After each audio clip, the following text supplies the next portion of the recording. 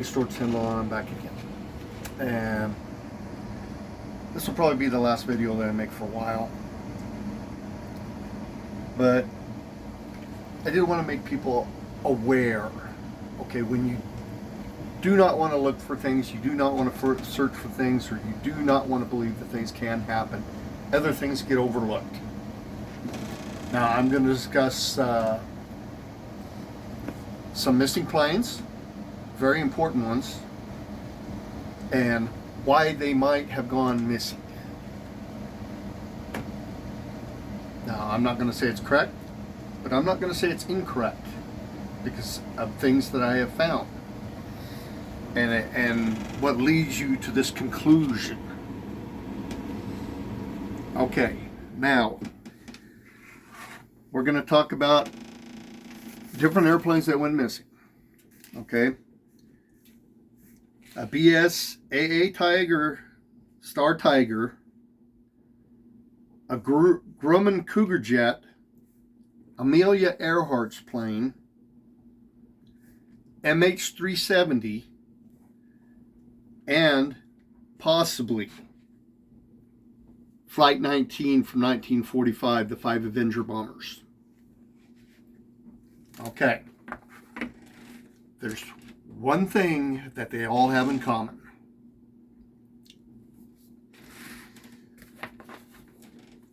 Okay, February 13th of 2014, a mountain erupted.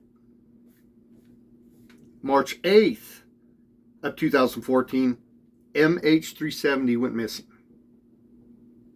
which has been one of the most mysterious things in the world. In February 25th of 1945, a Vanchki volcano erupted. December 5th, 1945, Flight 19 disappeared. Okay, now pay attention to some of the dates on here and how close they are to the disappearance of the plane. Now, Amelia Earhart's plane, Vulcan and Tarver, 2 volcanoes erupted June 6th of 1937. June 6th, okay? July 2nd, 1937, Amelia Earhart's plane goes missing. March 29th, 1947, Hekla volcano erupted. And for approximately 13 months, well into 1948, on January 30th of 1948, the BSAA Star Tiger went missing. August 8th, 1991, Mount Hudson, and September 2nd, 1991, Mount Pinatubo, both erupted. They both spewed ash. October 30th of that year, 1991, the Grumman Cougar jet went missing. Okay, now, what do they all have in common? Okay, I'm going to go up here to the screen. That is a volcano after it erupts. Now, that's right. Now, on the internet, okay, on YouTube, you can watch these videos on volcanic ash and airplane. Okay, there's one that says the investigation that altered the understanding of how volcanoes affect aviation is a Mayday air disaster video. And there are other ones. Okay. But what do they all have in common? Okay. There's a thing called a volcano eruption index. Okay. It's sort of like how they rate volcanoes eruptions. Sort of like your F5 tornadoes, F1 tornadoes. Okay. Every single one of those missing planes went missing after a volcano eruption index of 4. Every single volcano was a 4. It spewed massive amounts of ash up in the sky. Now, there's been debates on how long that the ash stays in the sky. They don't know. They're not sure. No one really knows for sure. I don't think anybody's ever really done any tests or done any severe research into it. Now, the MH370 plane, okay? Oh, it's a plane error. It's got to be pilot's fault. Well, maybe not necessarily if people would research things. But see, people don't want to. People think that what I'm saying about the meteors and meteorites is stupid. It's dumb. But is it? Is it really stupid and dumb what I'm saying? Because I would not have figured this out if it wasn't for going through what I'm going through with meteors and meteorites. I would not have figured this out because I was trying to figure out what volcanic ash effect has on meteorites that travel. And then I saw online where they did a video with a plane traveling through volcanic ash, the Mayday air disaster one, and how it affected it. Now, for Flight 370, I'm going to give you my best scenario from the information that I have available to me. Okay, they say the plane took off. It went a certain distance. They had the last communication and then it made a turn. Okay, what if the pilot saw something and had to make a turn? Okay, he's not going to radio to the tower and ask permission to make the turn if the plane is in danger. Okay, he's going to make it, then he's going to try to communicate so he can get his position back. This stuff is it's only obvious, but people can't put things together, like I said, because they don't look for things. Okay. If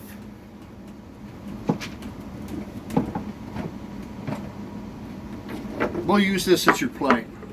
We'll use this as your plane. Okay. He's flying it. Okay, the pilot sees something, so he turns one way or the other. Okay, at that point, he's a little bit lost because he doesn't know where he's at. Okay, I've read it, I've watched it. You have to have communication with the tower in order to be able to know where you are. And if it's in the dark of night up there or something, or there are things that they can't see, they have no idea where they're at. Now, he made a turn like that, and if he turned into volcanic ash plume, okay, if he turned into an ash plume or hit an ash bank or whatever you want, you check it up. You check the distance of this plane and the volcano, where the volcano was loaded, where the volcano is located that erupted. You check those two things, and you'll see where this is going. Okay, that volcano was very close. But one thing radars do not detect is ash clouds and which ways that they are going. People go by wind aloft charts and things like that. But the wind is different at each elevation. It can change and blow different ways.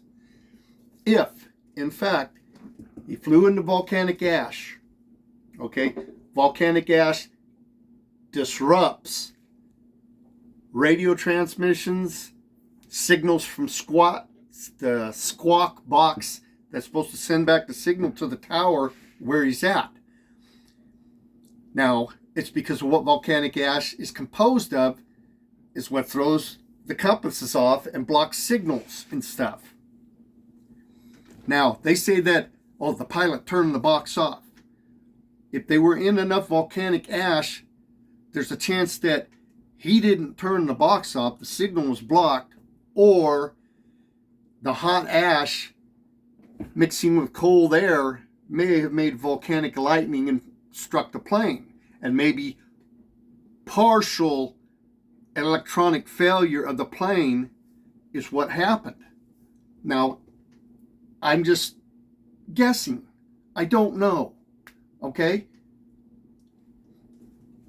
But if that happened, and he had no communication with the tower whatsoever, and the signal was blocked where not even a passenger could get a cell phone call out. Okay, 30 minutes afterward, his cell phone comes on. What they say. Okay, so if you're a pilot and you're flying around there blind and you've got no communication with the tower whatsoever, what are you gonna do? You're gonna break the rules and try to make a phone call out to the tower and let them know that you don't, so you can get something going to know where you're at. Now, why do I think this is plausible? Okay, we'll go back down to the plane. Okay, say your plane made the turn. Okay, it's got no guidance whatsoever to know where it's at. So it's just flying along here, and the pilot is trying to get communication going back again. Okay, well, so what's he going to do? He's flying in the middle of nowhere, doesn't know what he's doing because he's not got no guidance. So he would make a turn, fly for a little bit, make another turn, fly for a little bit, the whole time while he's trying to restore communications. And then make another turn, fly, make another one, fly down longer, fly down straighter, eventually until the plane runs out of gas. And because of this, him not knowing where he's at and you not knowing where the plane's at, you won't know where the plane crashed at all. But they have an idea because of other different signals that weren't affected to where they've been able to trace the plane. Now, the plane, MH370, is probably in the place where the most recent studies have found. They tracked other waves or whatever and were able to pinpoint it. Now, in the case of Amelia Earhart's plane, she's flying along. She flies into the volcanic ash. That's a much older plane. Your engine's on an Electra. You figure this stuff out on the older planes. Okay, how is that going to affect? How's the volcanic ash going to affect them? Much more older, much less superior technology. If she flew into volcanic ash, had no communication whatsoever, compass starts spinning because of magnetite, she's lost. And she's probably flying, trying to figure out by older plane like that, she's probably flying by the compass. And if your compass is spinning or it's moving in different directions, you have no idea which way you're going. So north could tell you one way, and then you go one way, and then, north spun another way, so she's going another way. And her plane may not even be in an area where people were looking for it, because the pilots got lost. And this happens in the video. You watch the video, what it is to the plane. This one I was really surprised that flying through volcanic ash let the smell of sulfur smoke into the plane, which enough of it could make a person incapacitated and have nobody flying the plane whatsoever. And if you're out over the ocean and nobody's flying your plane or whatever, whatever's going to happen is going to happen. Now, why do I speculate on that stuff? Because like I said, it's just too much of a coincidence that all the volcanoes that erupted were a 4 on the volcano eruption index. But like I said, I wouldn't have figured this out had I not have been digging in one area. that people say, I'm wrong, I'm wrong, I'm wrong, and I'm dumb, I'm stupid, I'm crazy. You know, and people can believe what they want to believe. But I'm telling you, there's stuff here that just doesn't get looked at, or it gets overlooked. And because two of the planes, Amelia Earhart's and MH370, two of the mysterious disappearances, the volcano eruption was within like 30 days of the plane going missing. So why are we not looking at volcanic ash for a lot of these missing planes? These are only a few of the missing planes that I found that have that in common. There could be a whole bunch more. But like I said, I'm not an expert in this. I'm just making my findings. These are my findings. Now, granted, my findings could be wrong, but my findings could be right. But that's up to the experts, to like the National Transportation Safety Board and all the other people to get together and figure it out. But I'm putting what I'm finding out there. Now, if they want to do something about it, fine. If they don't, hey, fine. You don't, then you'll never know. But the Avenger flight in 1945, that's a little bit of an outreach because of the amount of time between the eruption and the missing planes. Okay, it's longer, but you don't know. They experienced a lot of the stuff. Now, going back to the MH370, if you watch that video, then you'll understand why the plane ascended and descended and then reascended again. Because in the video, the plane that ran into the volcanic ash, they lost all 4 engines, okay? And so they were free falling. But they were able to get the engines restarted. Now they began to climb again, and they climbed right back up into the volcanic ash, and it did the same thing. It started to kill all the engines. So they dropped to a lower level and flew to safety and landed. And this stuff isn't hard to figure out. The compasses, the loss of radio communication and stuff. Okay, I'm just being a reasonable person, putting my thing out there just like everybody else does. But no, I'm stupid. I don't know nothing. I'm a dummy. Well, you don't have to have an education, and you don't have to have a degree to know how to go pee in the bathroom.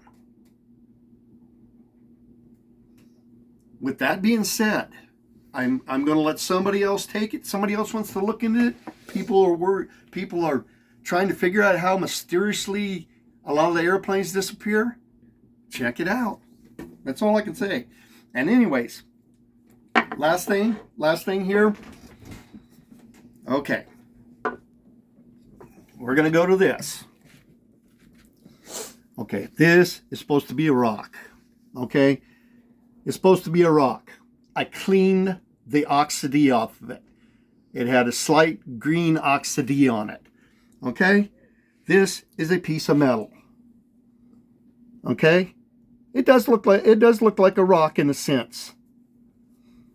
But when you go to the pictures, now I enlarged the pictures so people could see this, what I'm dealing with. That's what it looks like enlarged. But it's kind of interesting. It's got all these lines and stuff on it. Okay, that's the back side. Now, or it's either the back or the front side, I don't know. Okay, this thing you can tell by looking at it, it's a piece of metal. It got heated. This side got hotter because it's more melted. But this side, the same. Okay. When you flip this over and you go to this side, this is what you get. Okay. You see the spacings. These evenly spaced lines. Right here. Between the metal. That is a manufactured piece of metal from somewhere. It broke off here, okay? You see the line runs all the way through it. This right here is part of that line. Now, I don't recognize the type of metal, but this is the possibility that your alien spacecrafts do exist. Because where I found this, nobody's been in well over 200 years. Now, I'm trying to explain things to people so they'll understand what I am going through, and that there is something here, whether they want to believe it or not. Next thing. Okay, we're going to go to the pictures. We're going to go to the pictures. People want pictures. Okay. Here's two pictures of one that I pulled from the water. Okay, it'd been in the water a long time. This is metallic glass. Okay. But it's not like the others in some weird sense, because this is the iron. Okay? That brownish orange thing, iron. This is iron all throughout it. Already made iron. Not ore, this is already made iron. And all this black on it, this is your type of fusion crust that you get on an 1833 meteorite. It's a glossy black, and this is the iron. Now, it's more visible when it's wet because it's been in the water for a long time. It's adapted to the water. But, like I said, people are going to call me dumb, stupid, and crazy, and that's fine. Okay? I'm fine with it. Because I have a good idea. I know what I am talking about. Using other people's research. Anyways, here's another rock. Okay, you look really closely at the rock. This is a pea green rock. The same color that they drilled on Mars. Now, whether this was from Mars or not, I have no idea. But these bluish gray lines right here, that's material that is fused into the outside. It's fused into the outside of the rock. It's part of the rock. I cannot get it off. Now, what it is, I have a tendency to think it's some new metal or mineral. But I don't know.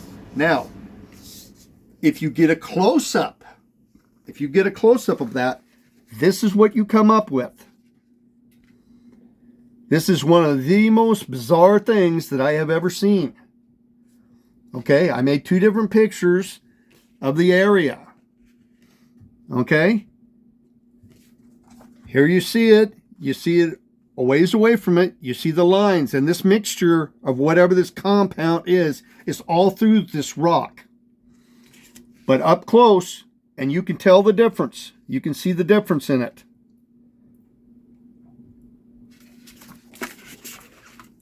Now, I don't know what I have to do in this world to be more clear with what I'm saying. So I'm just going to end it here, and I'm just going to stop making videos because there's no point to it. People are so insistent that everything that they told and everything that they learned is the proper way, it's the correct way, it's the only way. Nothing else can happen. But yet, if you have a degree, education, all that fancy stuff, and you decide to change your mind, well, hey, it's okay for you. But it's not okay for anybody else. And that's the dumbest, most asinine thing in the world.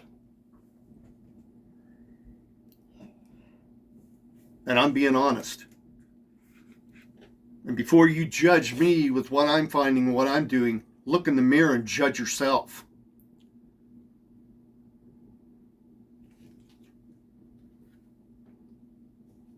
If I find something that you really can't figure out, if I was to find a big part of an alien spacecraft, well, hey, then there's going to be a lot of liars out there in the world. One, if the aliens do exist, okay, why are we having so many more sightings? Could be a possibility that they came looking for their ships that went missing. Or they were hauling cargo back, and in 1833, part of a disintegrated comet hit that ship, and that ship is no longer, and neither is the cargo. But the cargo might have been valuable to them. Who knows? That's just guess, and that's just speculation. But it does want to make you wonder why we're having all of a sudden we're having all these alien sightings. If you were an alien and you had your life out there, aren't you going to send rescue missions out for ship or to search for cargo or stuff, just like we do? It makes you wonder. It makes you wonder if they're actually searching for something that they can't find, because I'm sure that the government, if they did find a spacecraft, they got it hidden. And all the bodies that would belong to the aliens. That's just a thought. I wouldn't want to be the one holding a spacecraft or a body that belongs to somebody else. And the reason why is they would be pissed. But it is what it is. Now, for a long time now, everybody's tried to keep the alien thing hidden. I think there's a good possibility it does exist.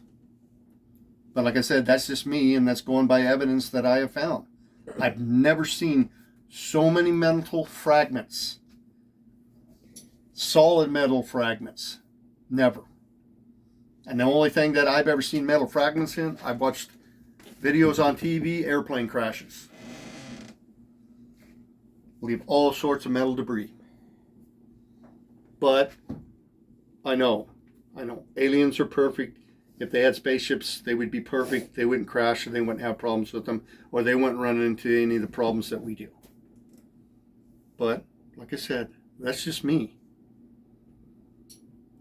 Now, a person can believe. A person doesn't have to believe. I force no one to do anything. I'm putting my findings out there. Think what you want. But because people are the way they are and they're learning the way they do, it's a good possibility there's a lot of things that they will never, ever, ever know. Because you don't have an open mind when you think one way. If you think about what is now, what I've seen, but you don't factor in what you haven't seen, all of what you haven't seen for the last 4.5 billion years back here, you don't factor any of that in, this up here means nothing.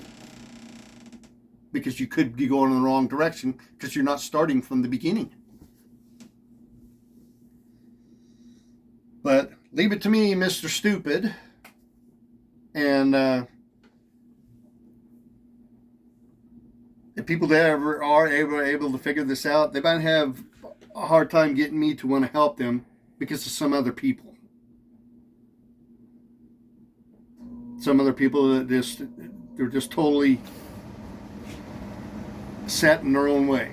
When you're set in your own way and you don't want to think anything else, it is what it is. And it's why a country runs so great. Because everybody's set in their own ways. It's supposed to be this way, supposed to be this way, supposed to be this way, supposed to be this way. Not any other way. And if you think I'm lying there, hey, the proof's all around you. It's just certain people out there that are screwing things up in this country. And that's just being honest. And we'll call it good.